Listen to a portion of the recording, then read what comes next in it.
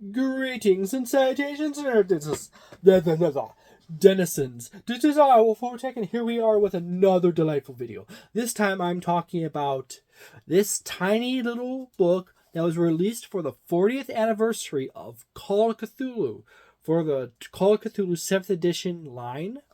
It's the 40th anniversary of the TTRPG Call of Cthulhu.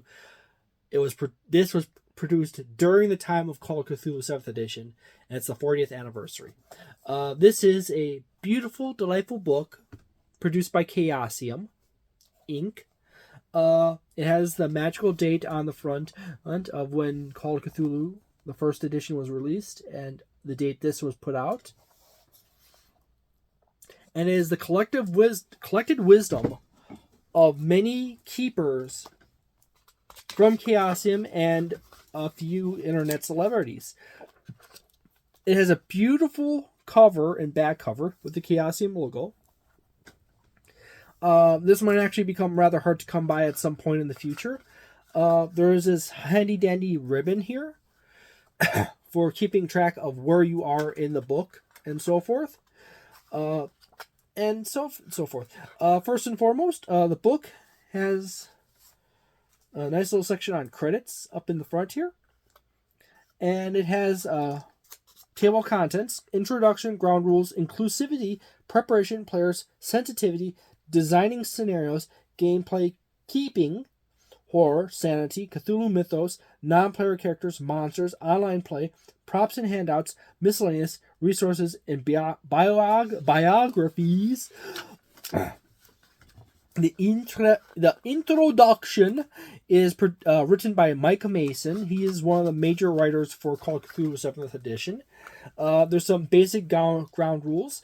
This whole book has some decent advice on dealing with new players. This is really a book for new keepers to read, and so forth. It has a little section on inclusivity. There's a lot of what's called common sense advice that they have to give to people in this modern day and age, because when you start throwing away traditions and common sense and stuff like that, and you start overthrowing the infrastructure of society, of social rules and norms, you end up with people who basically say horrible, stupid things, and then you have to counter them, and then you have to, in the case of in the stuff like this, where you have to write about super common, obvious stuff for people that were raised properly, you will then sometimes get people who rebel against stuff being written like this, and that's a fun little bit of psychology. If you say we're writing a thing like this, and you generalize label a group of people as bad people, sometimes that group of people, if you just literally say all such and suches of such and such are such and such, you will oftentimes get people. This is the craziest thing for some doofuses on the internet in the world. You'll sometimes get people who will adopt the label you label them with and double down on it. Or they will become really pissed that you mislabeled them that thing, and then they will get really pissed off. They get pissed off, and they get really pissed off that you keep, if you're using terms improperly, or if you are calling them things or referring to a group as such and such thing, and that person is not of that such and such thing, sometimes they will just simply rebel against you. So it's sort of like the whole all white men are racists and sexists. Sometimes you'll get the mildly racist and sexist people who become more racist and sexist, and then you have other people who are not racist and sexist, they will then be offended or irritated that you are functionally labeling or putting them in a box and attaching terms or concepts to them. And they will then treat you as an enemy because you are socially mislabeling them as something they are not. And then they will just simply fight you just because they don't like the fact that you are basically being a racist and a sexist by labeling them racists and sexists, even when they're not. It's one of those weird situations where you just create your own enemies. And the same thing happens in the African American community. You'll label them horrible things, and some of them will come to believe that they are those things, and they will live out or act on those horrible stereotypes and fail to get past them. And then you have other people who will resign themselves to those concepts in a different manner, and they will not expand beyond them and achieve anything greater than just minimal existence in life. So it's one of those horrible situations where polarization acts, dividing people up into different categories just simply increases the intensity of animosity between people boxed up into different categories. When you start creating tribes, do not be surprised that those tribes will start fighting each other. It's simple psychology. Okay? I've spent years reading psychology, philosophy, history, biology. That's just what happens when you start dividing one group from another group, is that you get conflict.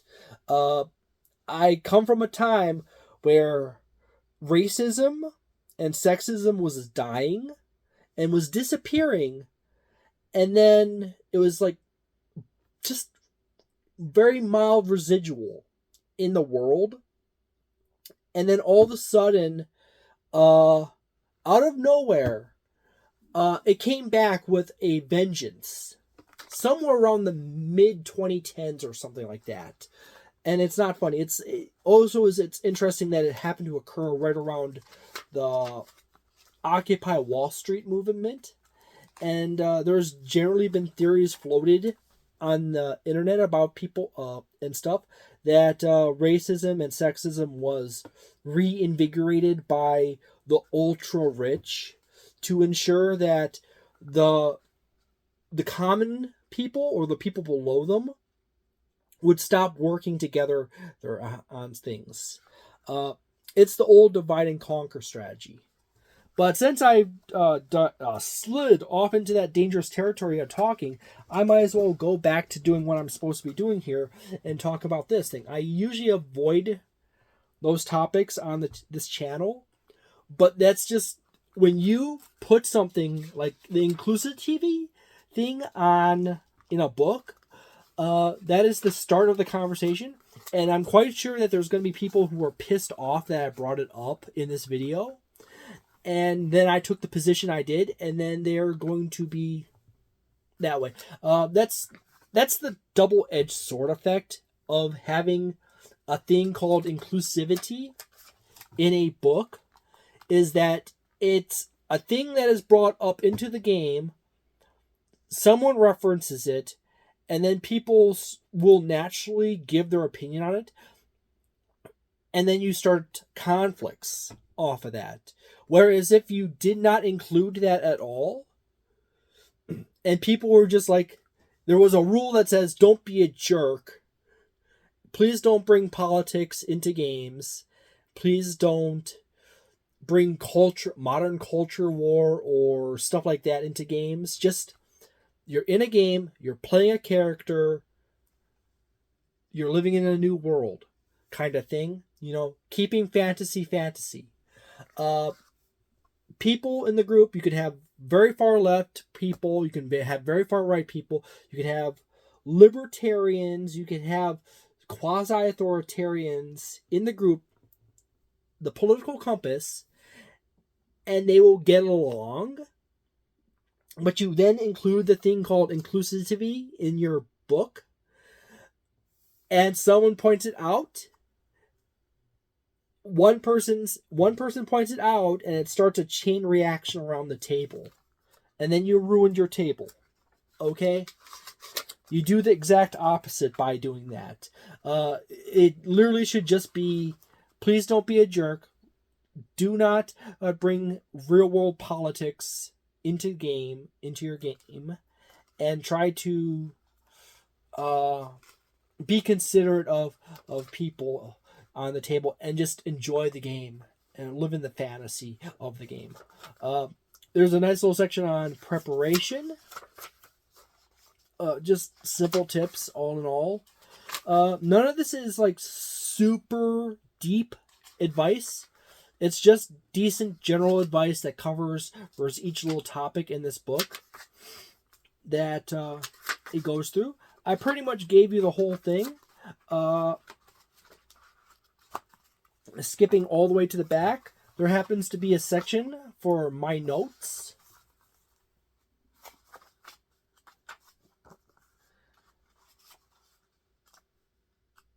And that's it. So there you go. There is no illustrations whatsoever in this book, other than there's a few illustrations in this book, but they are largely irrelevant. They're just mood setters for the genre of game, but they are super rare. They're almost entirely in the front pages, a page here and there, the elder sign. And yet again, you have a section on sensitivity. You have one section on inclusivity. You got another one on sensitivity. That should pretty much be covered under the same thing. Probably better off just using sensitivity or considerations. Yet again, as I said, it's a dangerous territory. Once you put it in a book or bring it up, you cause a chain reaction sometimes.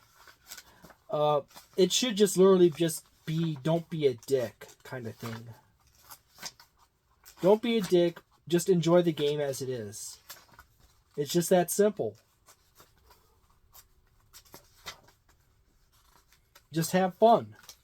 But anyways, as I said, this is all generally good advice.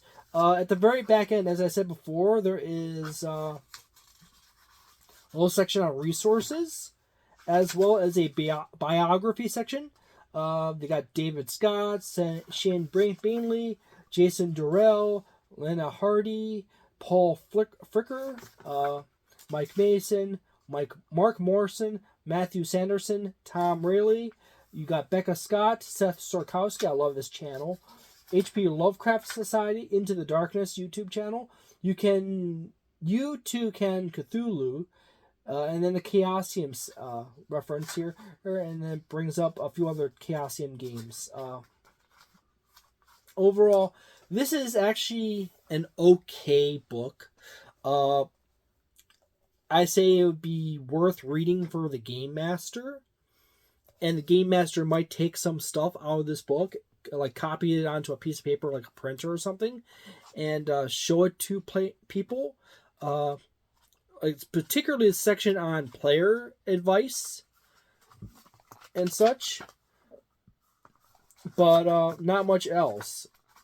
It's mostly just general soft advice for most situations, and it's very much a Game Master or Keeper of Arcane Lore centric piece of paper or book. It is very well made. As I said, it's around 111 pages. Double check that. It's 111. It's 113 pages actually. And then, yeah, as I said, you have a My Notes section on it. I would place this around like a 3.25 as far as a book is concerned. The advice in it ranges from that okay territory to nuclear. nuclear bomb situation if you hand this out to your players on the table and they start reading it. And if you hand this book and they read something like the inclusivity section or the sensitivity section, that predispositions people to conflict. You do realize that. So, and I'm quite sure that I'm going to have someone at some point get pissed off and comment in this video about me pointing that out. And they effectively prove my point that it's a it's an issue. It literally should just be a little box that says, "Don't be a jerk, use common sense, be polite, and leave modern culture politics out of your game as much as possible." Modern culture politics. Because a lot of people, there's people who literally do not want that stuff in their game because the game is them escaping from that stuff. They have to deal with it in the real world. They don't want to deal with it in the game. So please don't bring it up in games. By the way, I play in a group that is a mixture of moderate Democrats, moderate conservatives, libertarians, and centrists. It's just that simple. How do we get along? We don't bring up politics in the game. We just focus on playing D&D or playing Pathfinder, Call of Cthulhu, whatever. That's what we do. That's what my primary group does, my secondary group, my tertiary group. That's what we do. It's focus on the game. Let's talk anime. Let's talk movies. Let's talk nerd culture. Let's talk gaming. Politics, we don't bring it up. Simple as that. And then you get dumb people who, politics of Rome. Well, politics of ancient Rome is different, particularly if you're playing in an ancient Rome setting. But modern politics is forbidden. Because modern politics get people all worked up. Interestingly enough, that book sits very nicely on top of my Pathfinder cards, and it wedges on that level to make a perfectly level platform with my Starfinder cards. I put the book there. But anyways, that is my cards. The card boxes I have to go through pile.